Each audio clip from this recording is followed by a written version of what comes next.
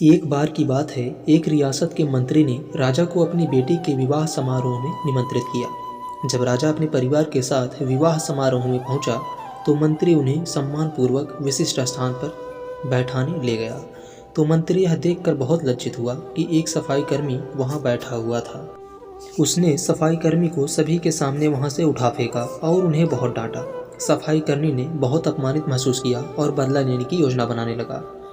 अगले दिन सुबह वह जब राजा का कक्ष साफ कर रहा था, तभी वह जानबूझकर बड़बड़ाया। राजा कितने नादान हैं, उन्हें यह पता ही नहीं कि रानी और मंत्री के बीच क्या चल रहा है। राजा आधी नींद में था। यह क्या बकवास कर रहे हो? उसने पूछा। महाराज, मैं पूरी रात सो नहीं पाया, मैं तो नींद में बड़बड़ा रहा था, सफाई कर्मी जवाब में बोला। हालांकि उसकी बात सुनकर राजा के मन में संदेह के बीच पड़ गए थे। राजा अब मंत्री से चिढ़ने लगा और समय समय पर अपमानित करने लगा।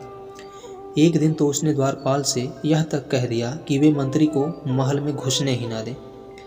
मंत्री राजा के व्यवहार से बहुत चकित था, लेकिन कुछ विचार करने के बाद उसे समझ में आया कि सफाई कर्मी ही इसके लिए जिम्मेदार हो सकता है।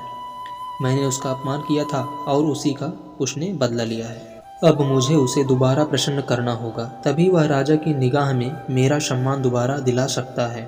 मंत्री ने सोचा। एक दिन उसने सफाई कर्मी को अपने घर भोजन पर आने का निमंत्रण दिया और कहा, मेरे दोस्त, मुझे क्षमा कर दो, मैंने तुम्हारा अपमान किया था, मुझे गलती का एहसास हो गया है। इन सुंदर कपड़ों को उपहार के स्वरूप में ग्रहण करो, चलो मेरे साथ भोजन करो। सफाई कर्मी प्रसन्न हो गया। वह सोचने लगा, मंत्री तो अच्छा आदमी है, मैंने ही उस दिन गलती कर दी थी। तब सफाई कर्मी प्रसन्न था और प्रयास करने लगा कि मंत्री के बारे में राजा की धारणा बदल जाए। एक बार जब वह राजा के कक्ष में गया तो राजा सो रहा था। वह बड़बड़ाने लगा, अरे राजा का तो दासी के साथ प्रेम संबंध है, बड़ी लज्जा की बात है। राजा ने उसका बड़बड़ाना सुनकर उठकर बैठ गया।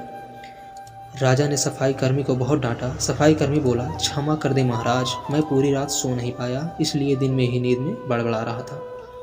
राजा को अपनी गलती समझ में आ गई। इस तरह की अफवाहों के चक्कर में आकर उसने अपने बहुत अच्छे सलाहकार की अनदेखी शुरू कर दी थी। राजा ने मंत्री को बुलाया और दोनों फिर से मित्र बन गए। इस कहानी से सीख, हमें किसी की सुनी सुनाई बातों पर विश्वास नहीं करना चाहिए।